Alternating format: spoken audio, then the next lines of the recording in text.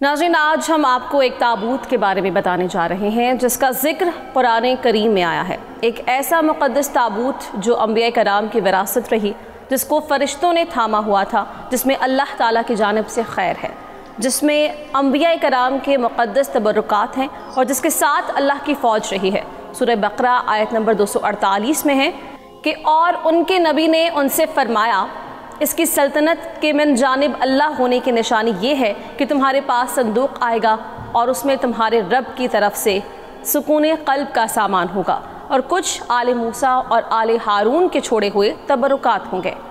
उसे फ़रिश्तों ने उठाया होगा। अगर तुम ईमान वाले हो तो बेशक उसमें तुम्हारे लिए बड़ी निशानी है। लेकिन सवाल ये है कि दरअसल ये संदूक है क्या और कैसा नज़र आता था। ये शमशाद की लकड़ी का एक संदूक था जो हज़रत आदम पर नाजिल हुआ था।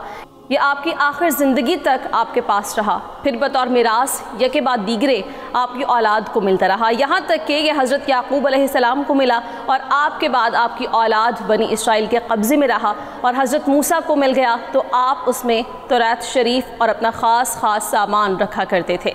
इसके अलावा संदूक में तौरात शरीफ की तख्तियों के टुकड़े, जन्नती लाठी, हज़रत मूसा का लिबास और हज़रत हारून का इमामा और उनकी लाठी, हज़रत सुलेमान की अंगूठी और बनी इसराइल पर नाजिल होने वाले मन भी मौजूद थे। हज़रत इब्न अब्बास रज़ी अल्लाह अन्हु फरमाते हैं कि ये वो संदूक था जिसमें हज़रत मूसा को बचपन में रखकर दरियाए नील में बहाया गया था। गरज़ इसमें वो तमाम तबरुकात थे जिनका ताल्लुक़ जलीलुल क़द्र अंबिया से था। इस संदूक की बरकत ये थी कि हज़रत मूसा जंग में इस संदूक को आगे रखते थे। बनी इसराइल जब कफ़ार से जिहाद करते थे और कफ़ार के लश्करों की कसरत और उनकी शौकत देकर सहम जाते थे और उनके सीनों में दिल धड़कने लगते थे तो वो इस संदूक को अपने आगे रख लिया करते थे।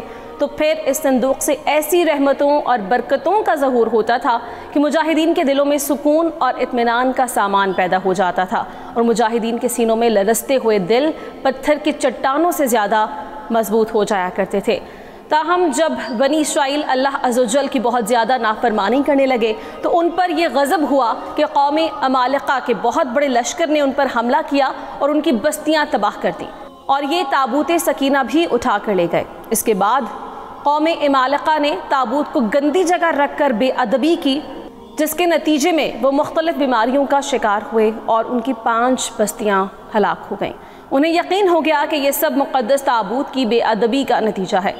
चुनाचा उन्होंने ताबूत सकीना एक बैलगाड़ी पर रखकर बनी इसराइल की बस्तियों की तरफ छोड़ दिया। वो ताबूत 4 फरिश्तों की निगरानी में उस वक्त के नबी हज़रत शमूएल तक पहुंचा जब बनी इसराइल ने तालूत को बतौर बादशाह नामजदगी पर एतराज़ उठाया था।